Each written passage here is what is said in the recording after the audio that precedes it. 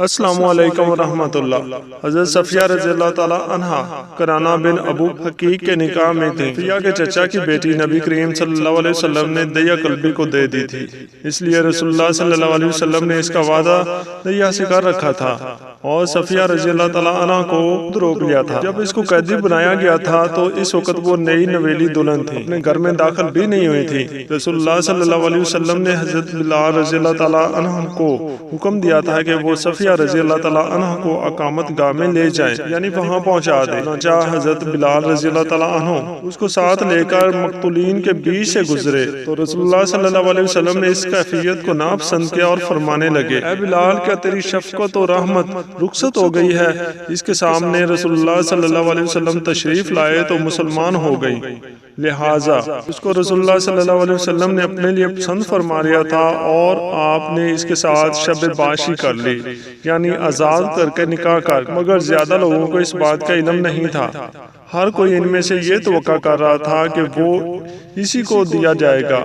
رسول اللہ صلی اللہ علیہ وسلم نے اس کے یعنی صفیہ رضی اللہ تعالیٰ عنہ کے چہرے پر چوٹ کا سبز نشان یعنی نیل پڑا ہوا دیکھا تو پوچھا کہ یہ تمہارے چہرے پر کیا ہے؟ انہوں نے بتایا کہ یا رسول اللہ صلی اللہ علیہ وسلم، ہم لوگوں پر آپ کی آمد سے قبل میں نے ایک خواب دیکھا تھا، اللہ کی قسم میں وہی بات ذکر کروں گی آپ کے بارے میں جس کو میں نے اپنے شوہر کے سامنے بیان کیا۔ تو اس نے زور سے میرے چہرے پر تھپڑ مار دیا اور کہنے لگا کہ کیا تم اس بادشاہ کی آرزو کرتی ہو جو مدینے میں ہے؟ رسول اللہ صلی اللہ علیہ وسلم نے پوچھا کہ تم نے کیا خواب دیکھا تھا؟ بولی کہ میں نے دیکھا تھا کہ چاند اپنی جگہ سے ہٹ گیا اور وہ میری گود میں آ گیا ہے۔ نبی کریم صلی اللہ علیہ وسلم نے اس کے خواب کو سن کر حیران ہوئے۔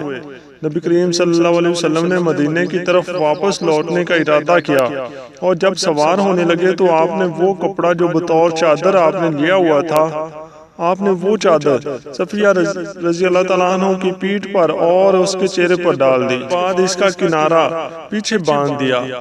اس کے بعد صحابہ کرام چلنے میں نبی کریم صلی اللہ علیہ وسلم سے قصداً پیچھے ہو گئے اور انہوں نے جان لیا کہ صفیہ رضی اللہ تعالیٰ عنہ آپ کی ازواج مطہرات میں سے ہیں۔ رسول اللہ صلی اللہ علیہ وسلم نے جب اپنی ران آگے کی تاکہ صفیہ رضی اللہ تعالیٰ عنہ پر پیر رکھ کر اوپر کو چڑھے، مگر صفیہ رضی اللہ تعالیٰ عنہ نے پیر ان کے اوپر نہ رکھا بلکہ اپنا گھٹنا حضور کی ران پر رکھ کر ازراہ ادب پھر سوار ہوئی۔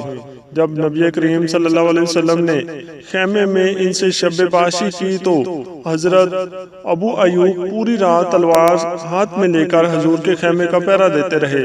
نبی کریم صلی اللہ علیہ وسلم جب صبح سویرے خیمے سے باہر آئے تو ابو ایوب نے اللہ اکبر کہا۔ رسول اللہ صلی اللہ علیہ وسلم کو دیکھ کر آپ خیر سلامتی سے باہر آ گئے ہیں۔ نبی کریم صلی اللہ علیہ وسلم نے ان سے پوچھا کیا ہوا ہے؟ ابو ایوب عرض کی یا رسول اللہ صلی اللہ علیہ وسلم، میں رات بھر سویا نہیں۔ آپ نے پوچھا کہ کیوں؟ عرض کیا اس لیے کہ آپ اس عورت کے ساتھ رات کو شب باش میں تھے تو مجھے یہ بات یاد آ گئی تھی کہ آپ نے اس عورت کے باپ کو اور بھائی کو اور اس کے شوہر کو قتل کرا دیا ہے، زیادہ تر خاندان کو بھی۔ مجھے خطرہ ہوا کہ کہیں وہ آپ کے ساتھ زندگی کا دھوکہ نہ کرے۔ رسول اللہ صلی اللہ علیہ وسلم ہنس دیے اور اس کے لیے اچھا جملہ کہا اور رسول اللہ صلی اللہ علیہ وسلم نے خیبر یہود کو خیبر کا مال دے دیا اس شرط پر کہ وہ اس پر بحیثیت ملازم کام کرتے رہیں۔